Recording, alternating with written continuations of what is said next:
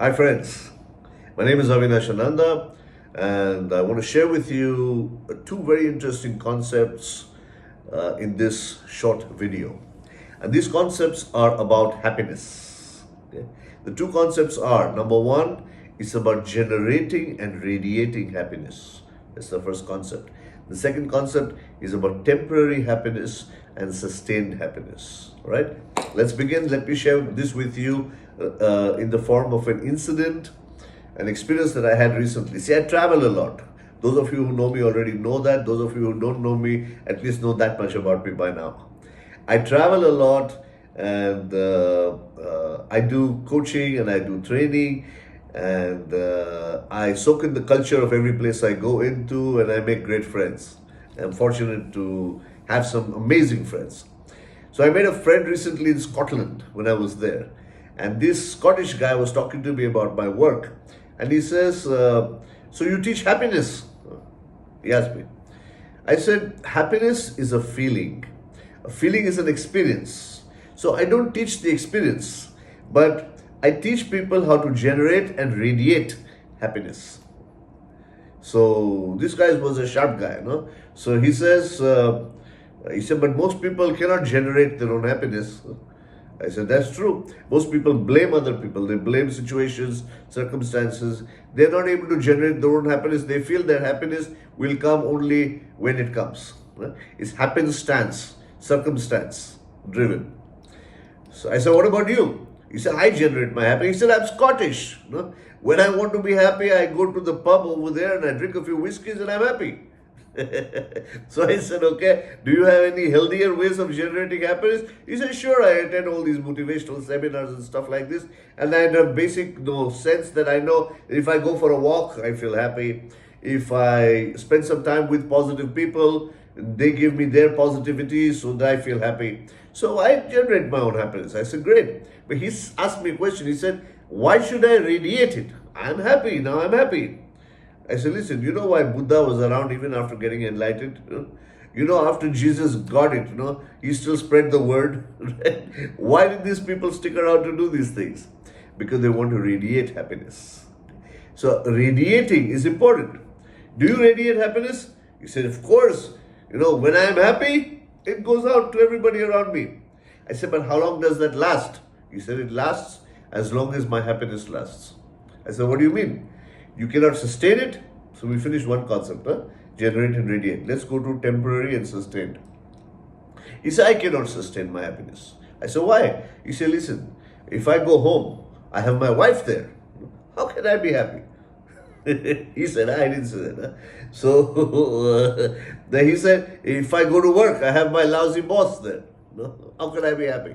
If I go out, if the weather is bad, I'm not going to be happy. I said, so your happiness is dependent on all these things? He said, yes. I said, then how do you generate it again? He said, I go back to the bar.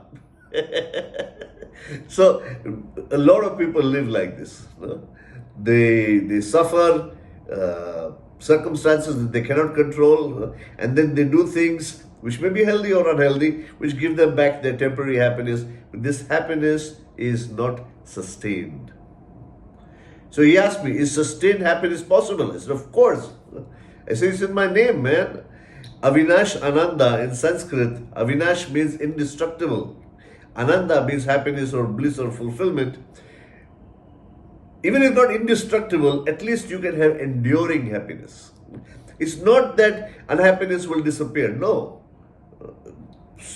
Sorrow will happen, but suffering is a choice.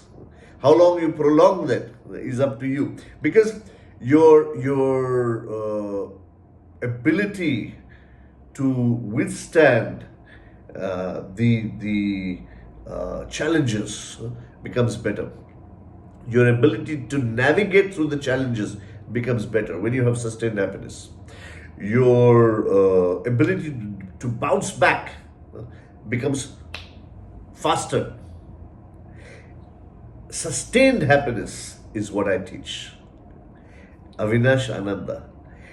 How do you get this sustained happiness? He asked me. He persisted. I said, come for the course. He said, no, tell me now. I said, okay. I said, go to the source of your happiness or unhappiness. If your happiness, unhappiness comes from many different places, then it's difficult to control it. What is the source? He said, I don't know, my mind. I said, brilliant. Take charge of your mind. If you take charge of your mind, if you are a leader of your mind, you will make your mind the way you want it to be. And you want your mind to be happy. You want your mind to be positive. You want your mind to be pleasant. That can only happen when you take charge of your mind. There's a Sanskrit saying, which when translated into English roughly goes like this: the mind is like a drunken monkey bitten by a scorpion. It's all over the place. The Scottish guy understood the drunken monkey part, The rest of it he didn't get. He said, what do you mean? I said, it's not in your control. He said, that's true. So, first thing is get your mind in your control. And that is what I teach. I teach ways to get your mind in your control so that you can make your happiness internally driven, so that you can make your happiness in your control, and then it remains sustained. When that becomes a habit, it remains sustained. This sustained happiness is automatically radiated to others, where you can influence other people to be happy. That's called happiness-centric leadership.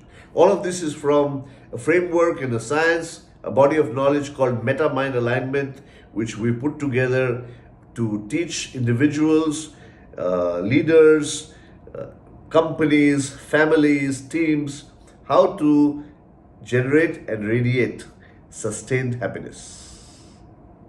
Happy to share these two concepts with you. We spoke about generating it and radiating it, and we spoke about generating and radiating not temporary happiness, but sustained happiness.